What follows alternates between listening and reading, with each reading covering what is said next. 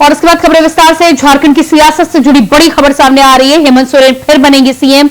CM Champai Soren ने दिया इस्तीफा। हेमंत सोरेन तीसरी बार सीएम पद की लेंगे शपथ। वहीं 7 जुलाई को शपथ लेंगे हेमंत सोरेन। सीएम चंपाई सोरेन बनेंगे जेएम के कार्यकारी अध्यक्ष। तो एक बार फिर से झारखंड के सीएम बनेंगे हेमंत सोरेन, तीसरी बार लेंगे शपथ। चंपाई सोरेन ने दिया इस्तीफा। चंपाई सोरेन के इस्तीफे के बाद राज्यपाल को हेमंत सोरेन ने सरकार बनाने का दावा किया पेश। अब जानकारी निकलकर सामने आ रही है कि 7 जुलाई को हो सकती है एक बार फिर से सीएम पद की शपथ। हेमंत सोरेन ले सकते हैं शपथ। तो नए सीएम हेमंत सोरेन की शपथ के साथ ही साथ माना जा रहा है कि झारखंड में एक बार फिर से कैबिनेट में भी बदलाव किया जा सकता है। माना जा रहा है कि पूर्व मुख्यमंत्री हेमंत सोरेन की सरकार के समय जिन मंत्रियों को शामिल किया गया था, एक बार फिर से फेरबदल पर बातचीत हो सकती है और नए मंत्रिमंडल का खाका भी सामने आ सकता है। लेकिन इस पूरे मामले में अभी तक पुख्ता तौर पर कोई जानकारी निकलकर सामने नहीं आई है। हालांकि इस बात को लेकर अटकलें और कयास तेज चल रहे हैं। तो आपको बता दें कि 7 जुलाई को एक बार फिर से तीसरी बार हेमंत सोरेन लेंगे मुख्यमंत्री पद की शपथ। चंपाई सोरेन के इस्तीफे के बाद झारखंड की तस्वीर एकदम साफ। जेल से बाहर निकलने के 5 दिन के बाद झारखंड में घटनाक्रम बदला। चंपाई सोरेन ने दिया इस्तीफा और उसके बाद हेमंत सोरेन ने राज्यपाल को एक बार फिर से सरकार बनाने का दावा किया पेश। हेमंत सोरेन के दावे के साथ ही साथ अब देखना होगा कि राज्यपाल शपथ ग्रहण के लिए क्या समय निर्धारित करते हैं। फिलहाल जानकारी ये निकलकर सामने आ रही है कि 7 जुलाई को हेमंत सोरेन ले सकते हैं मुख्यमंत्री पद की शपथ।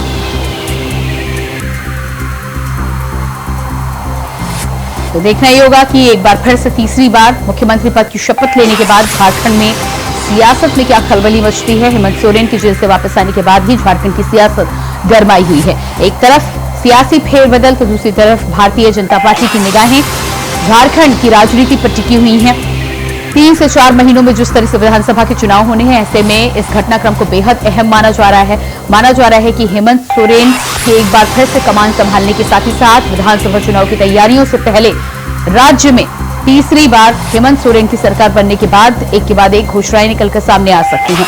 विधानसभा चुनाव की तैयारी के लिए एक तरफ हेमंत सोरेन तो दूसरी तरफ कल्पना सोरेन भी जोर शोर से आगे आने की उम्मीद लगाई जा रही है। जिस तरह से हेमंत सोरेन की गैर मौजूदगी में उन्होंने लोकसभा चुनाव के साथ ही साथ जेएमएम पार्टी को संभाला, ऐसे में अब हेमंत सोरेन के साथ कल्पना सोरेन को देखकर 1 और 1 11 वाली स्थिति झारखंड में देखी जा रही है। भारतीय जनता पार्टी को यह स्थिति परेशान कर सकती है आने वाले समय में। हालांकि तीसरी बार मुख्यमंत्री पद को लेकर जानकारी सामने आ रही है। राज्यपाल अब क्या समय निर्धारित करते हैं, ये देखना बाकी है। और इसी खबर पर रांची से हमारे साथ संवाददाता अजय कुमार पांडे लाइव जुड़ चुके हैं। जी अजय, हेमंत सोरेन जिस तरह से तीसरी बार अब मुख्यमंत्री पद की शपथ लेंगे, ये तस्वीर बिल्कुल साफ हो चुकी है चंपाई सोरेन के इस्तीफे के बाद। लेकिन 7 जुलाई का जो समय बताया जा रहा है, उसको लेकर कितना पुख्ता तौर पर रिपोर्ट निकल कर सामने आ रही है? 11 बजे का समय उन्होंने कल राज्यपाल ने दिया है और अब मुझे लगता है कि कुछ ही क्षण बचे हुए हैं। राजभवन की ओर से ये सूचना दी जाएगी कि उनके लिए शपथ के लिए कौन सा समय निर्धारित है। हालांकि राजभवन की ओर से इसकी तैयारी की जा रही है।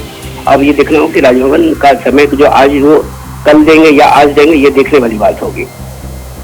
जी बिल्कुल, तो समय को लेकर अभी इंतजार करना होगा। लेकिन जिस तरह से जानकारी ये भी सामने आ रही है कि 7 जुलाई को शपथ ले सकते हैं, तो क्या 7 जुलाई की तारीख ही फाइनल होगी या इसके अलावा भी कुछ तारीखों पर गौर किया जा रहा है?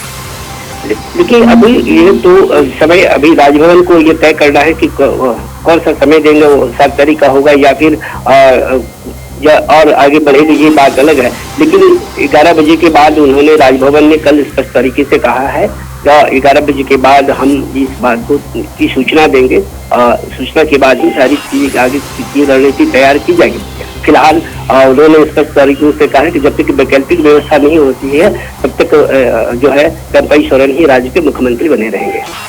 जी बिल्कुल, तो चंपाई सोरेन जी राजनीतिक मुख्यमंत्री बने रहेंगे, इस बात को लेकर खबर निकलकर सामने आई है। लेकिन इसके साथ ही साथ चंपाई सोरेन की इस्तीफे को लेकर भी जानकारी आ रही थी। जी, इस्तीफा तो उन्होंने कल देर शाम को 7:30 बजे अपने राजभवन पहुंच करके राज्यपाल को सौंप दिया है। और उधर हेमंत सोरेन ने भी अपने एकाएक 44 विधायकों का बहुमत का पत्र राज्यपाल को सौंपा है। और इसी बीच में राज्यपाल ने उन्हें शपथ के लिए आज का 11 बजे का समय निर्धारण किया गया था।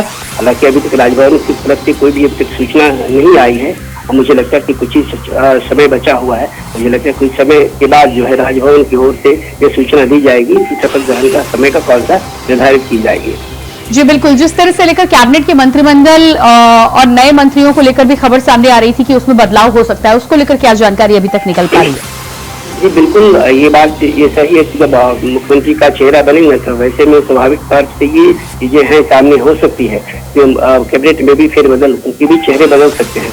हालांकि इस पर कल लंबी बैठक के बाद मंत्रिमंडल को लेकर के कोई भी चर्चा नहीं हुई, लेकिन मुझे लगता है कि जो अंदर खाने से जो चीजें आ रही हैं, मुझे लगता है कि मंत्रिमंडल के भी कई नए चेहरे आ सकते हैं। अभी देखने वाली बात कि चूंकि शपथ के बाद ही सारी चीजें सामने आएगी, तो मुझे अभी इस वक्त के लिए मुझे लगता है कि इंतजार करना पड़ेगा। लेकिन हालांकि कैबिनेट मंत्रिमंडल को लेकर के सियासी झारखंड की सियासी है।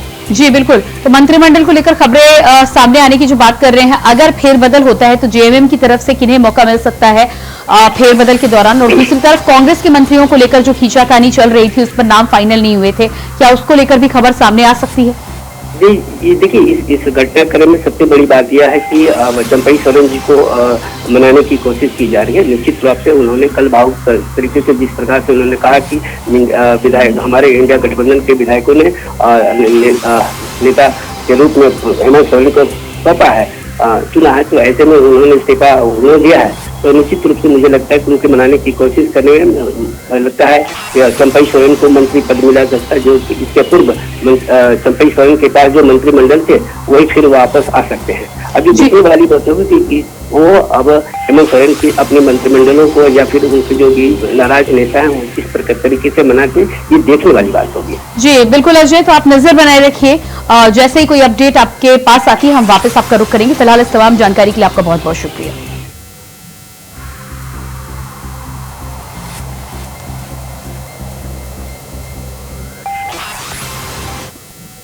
और इसके बाद बात करेंगे राजस्थान की सियासत से जुड़ी बड़ी खबर की। राजस्थान की सियासत में हुई बड़ी हलचल, मंत्री किरोड़ी लाल मीणा ने दिया इस्तीफा। किरोड़ी लाल मीणा का इस्तीफा, कैबिनेट मंत्री पद से दिया इस्तीफा। तो राजस्थान की सियासत से बड़ी खबर निकल के सामने आ रही है। राजस्थान की सियासी घटनाक्रम में बड़ा बदलाव यहां देखने को मिला है। राज्य के कैबिनेट मंत्री डॉक्टर किरोड़ी लाल मीणा ने अपने पद से इस्तीफा दे दिया है। लोकसभा चुनाव के बाद से ही उनके इस्तीफे को लेकर विपक्ष लगातार हमलावर था, लेकिन उनके सहयोगियों की ओर से कहा जा रहा था कि पद नहीं छोड़ रहे। हालांकि अब मीणा ने अपना इस्तीफा सौंपा है। मुख्यमंत्री भजन लाल को अपना इस्तीफा किरोड़ी लाल मीणा ने सौंप दिया है। तो राजस्थान के सियासी गलियारों से बड़ी खबर निकल कर सामने आ रही है कि किरोड़ी लाल मीणा ने दिया अपना इस्तीफा, मुख्यमंत्री भजन लाल को सौंपा है अपना इस्तीफा।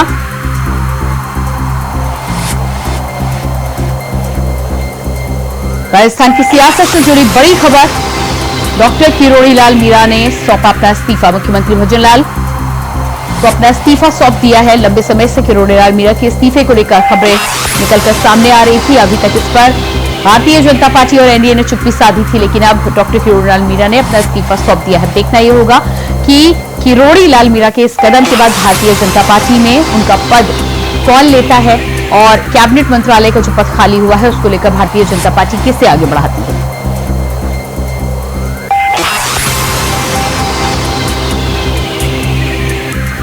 तो राजस्थान में किरोड़ी लाल मीणा ने दिया इस्तीफा। मुख्यमंत्री भजन लाल शर्मा को सौंपा है अपना इस्तीफा। कैबिनेट मंत्री पद से दिया इस्तीफा।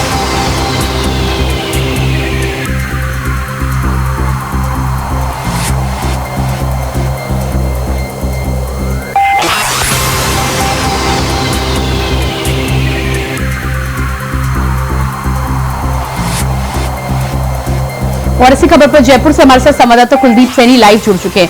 जी कुलदीप, जिस तरह से मुख्यमंत्री मीणा ने किरोड़ी लाल मीणा ने अपना इस्तीफा सौंप दिया है, ऐसे में अब इस्तीफा सौंपने के बाद क्या कुछ घटनाक्रम राजस्थान में देखने को मिल सकते हैं? और लंबे समय से इस्तीफे की मांग की जा रही थी, लेकिन क्या वजह है कि अब इस्तीफा सामने आया है? देखिए, सबसे पहले राजस्थान में जब लोकसभा चुनाव हुए, लोकसभा चुनाव के बाद खुद प्रधानमंत्री नरेंद्र मोदी ने किरोड़ी लाल मीणा जो वर्तमान में राजस्थान में कृषि मंत्री के पद पर कार्यरत थे, और ये माना गया कि जब प्रधानमंत्री ने 7 सीटों पर जिम्मेदारी सौंपी और खुद किरोड़ी लाल मीणा ने कई मंचों पर जहां पर सार्वजनिक तौर पर कहा था कि अगर ये 7 सीटें जनता उन्हें नहीं जिताती है तो वो मंत्री पद से इस्तीफा दे देंगे। हालांकि ये अटकलें महीने भर हो चुका है लोकसभा चुनाव को तकरीबन, और कांग्रेस की बार बार मांग थी कि किरोड़ीलाल मीणा अपने वचन के पक्के हैं, और जब फिर कांग्रेस ने ये मांग की तो उन्होंने रामचरितमानस का एक श्लोक लिखकर ये साफ कर दी कि प्राण जाए पर वचन न जाए। हालांकि देरी जरूर हुई है किरोड़ीलाल मीणा की, लेकिन जिस तरीके से बजट सत्र शुरू हुआ है और ये माना जा रहा है कि राजस्थान में इस तरीके के बजट सत्र के बीच में एक बड़ा घटनाक्रम भी सामने आएगा, क्योंकि कृषि मंत्री के पद पर वो तैनात है, और कृषि मंत्री का एक बड़ा पद राजस्थान में इसलिए कहा जा सकता है क्योंकि हाल ही में हमने देखा कि किसानों के कानून हो या फिर केंद्र में किसानों को जिस तरीके से किसानों ने इसका विरोध किया और उसका खामियाजा केंद्र को कहीं न कहीं पंजाब और राजस्थान के कई जगहों पर देखने को मिला है। राजस्थान में ये लिहाजा माना गया था कि किरोड़ीलाल मीणा एक बड़ा चेहरा थे और किसानों को साधने की पूरी कोशिश कर सकते थे, लिहाजा ये बजट सत्र है ये राजस्थान विधानसभा के बजट सत्र में वो कल पहुंचे भी नहीं। हालांकि 2 दिन से दिल्ली भी गए थे, और दिल्ली जाने के बाद ये माना गया था कि कहीं न कहीं वो अटकलें ज्यादा तेज हो गई थी कि राजस्थान में एक बड़ा घटनाक्रम होने वाला है, और सियासी पारा इस बात पर बढ़ जाता है क्योंकि सियासी जानकार ये भी कहते हैं कि किरोड़ीलाल मीणा का इस्तीफा सिर्फ उनके जो उनके कहे गए वाक्य थे उसके आधार पर नहीं थे, वो कहीं ना कहीं सरकार के अंदर जो उनको पद मिला हुआ था वो नाराज चल रहे थे। तो किरोड़ीलाल मीणा के जो समर्थक है, जो कार्यकर्ता है, वो जहां पर राजस्थान में जिस तरीके का मंत्रिमंडल का विस्तार हुआ उसके बाद ये माना जा रहा था कि किरोड़ीलाल मीणा मुख्यमंत्री के पद के दावेदार माने जा रहे थे, लेकिन एक लंबे समय के बाद ये माना गया था कि किरोड़ीलाल मीणा राजस्थान में एक बड़ा पद रख सकते हैं, लेकिन कृषि मंत्री के पद पर ही उन्हें संतुष्ट करना पड़ा, और लिहाजा ये माना गया है कि एक बड़ा भीतरघात भाजपा के अंदर माना जा सकता है, और भजनलाल सरकार में एक बड़ा घटनाक्रम है क्योंकि विपक्ष। जी बिल्कुल कुलदीप, क्या ऐसे में अब ये मान लिया जाए कि साफ तौर पर मुख्यमंत्री पद की तल्खी को लेकर ये फैसला निकल कर सामने आया है? देखिए, माना जा सकता है क्योंकि जब हमने देखा कि जब मुख्यमंत्री की रेस राजस्थान में चल रही थी और उस रेस के अंदर कई नाम शामिल थे, उसमें एक नाम किरोड़ीलाल मीणा का भी था, और ये माना जा रहा था कि भजनलाल को जैसे मुख्यमंत्री बनाया गया था तो भाजपा के कई जो बड़े नेता थे वो काफी नाराज चल रहे थे, और लिहाजा ये भी माना गया था कि किरोड़ीलाल मीणा को या तो गृह मंत्री के पद पर तैनात किया जा रहा था या फिर उन्हें एक बड़ा पद देकर मुख्यमंत्री के समकक्ष रखा जाएगा। लेकिन समर्थकों में नाराजगी इस बात को लेकर थी कि किरोड़ीलाल मीणा ने राजस्थान में 5 साल तक युवाओं के लिए, रोजगार के लिए, किसानों के लिए लड़ाई लड़ी, सबको पर आकर लड़ाई लड़ी, और उन्हें इस पद से संतुष्ट करना कहीं ना कहीं काफी नहीं था।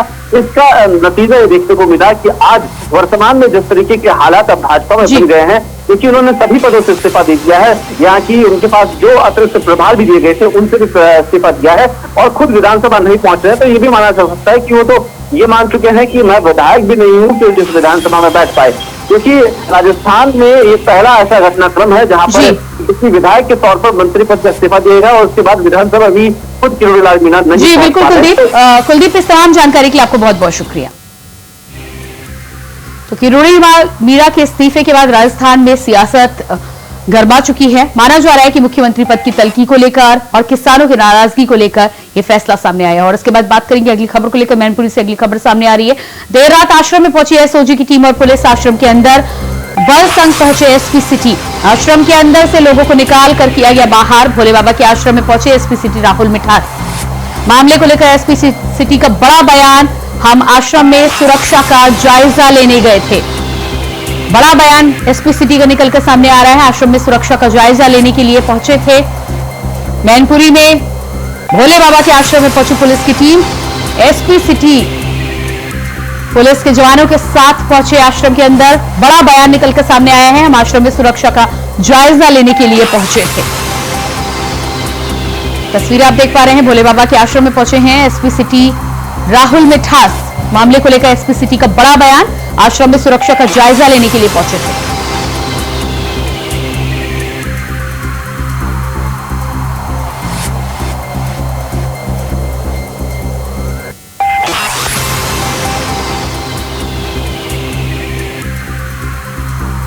और इसी खबर पर हमारे साथ मैनपुरी से संवाददाता मुकेश कुमार लाइव जुड़ चुके हैं। जी मुकेश, जिस तरह से कल रात को लेकर खबरें निकलकर सामने आ रही है, एसपी सिटी बाबा के आश्रम में पहुंचे थे और उनका साफ तौर पर कहना है कि सुरक्षा का जायजा लेने के लिए पहुंचे थे। क्या कुछ आश्रम में पहुंचकर हुआ है और क्या कहीं ना कहीं लोगों से पूछताछ भी की गई है? जी, देर रात एसपी राहुल मिठास जी एसओजी टीम पूरी टीम ने यहाँ इंस्ट्रक्शन किया है। आश्रम में लगभग 1 घंटे तक इंस्ट्रक्शन किया। गेट नंबर 2 से प्रवेश किया गया था और गेट नंबर 1 से शाखा लश्करी रोज भोले बाबा एंट्री करते हुए वहां से उनकी वो निकले। उसके बाद मीडिया कर्मियों ने घेरना शुरू कर दिया, मगर किसी भी मीडिया कर्मी के सवाल का जवाब देने से बचते नजर आए हैं। उन्होंने किसी भी सवाल का स्पष्ट जवाब नहीं दिया है। लगातार की उन्होंने कहा कि बात चल रही है और जिसकी तरीके की जो कार्रवाई की जाएगी उसको आपको अवगत करा दिया जाए। फिलहाल जो मुख्य जो वजह थी, क्या सर्चिंग इतने घंटे आखिर क्यों हुई, वो के अंदर तलाशी की ली गई, अगर तलाशी दी गई है तो कुछ ना कुछ उसमें निकल कर भी आना चाहिए था, मगर ऐसा अभी तक सामने कुछ नहीं आया है। क्योंकि पुलिस ने बताया कि इंस्पेक्शन का हमारा काम था, वो हम करके निकले हैं। जी बिल्कुल, तो पुलिस ने जिस तरह से ये बयान दिया है कि सुरक्षा का जायजा लेने के लिए पहुंचे थे भोले बाबा को लेकर, अगर बात करें तो भोले बाबा का बयान सामने आया है कि जब भगदड़ मची उससे पहले ही वो वहां से निकल चुके थे। और उसके बाद क्या कुछ जानकारी अभी ताजा निकल कर सामने आ पा रही है कि इस समय भोले बाबा कहाँ हैं? जी बिल्कुल, भोले बाबा कहाँ, इसकी अभी पुष्टि नहीं है। फिलहाल यहाँ परसों की जो जानकारी थी वो सेवादार ने पुष्टि की थी। महाराज यहाँ आए हैं, हाथरस जो घटना हुई थी उसके बाद से 2:30 बजे तकरीबन यहाँ पहुंचे थे और लगातार, क्योंकि जहाँ सुविधाओं की बात की जाए, जनरेटर और जो सुविधा हाईटेक चल रही है उससे जाहिर होता है कि बाबा अंदर मैनपुरी गई है। और 3 बजे उनका जो अधिवक्ता है सुप्रीम कोर्ट के AP सिंह जो मैनपुरी पहुंचेंगे और मैनपुरी पहुंचने का प्रेस रिलीज करेंगे और हो सकता है उसके बाद भी बाबा यहाँ से निकल सकें। जी बिल्कुल मुकेश, इस तमाम जानकारी के लिए बहुत बहुत शुक्रिया आपका। और इसी के साथ फिलहाल इस बुलेटिन में इतना ही। खबरों का सिलसिला जारी रहेगा। नमस्कार।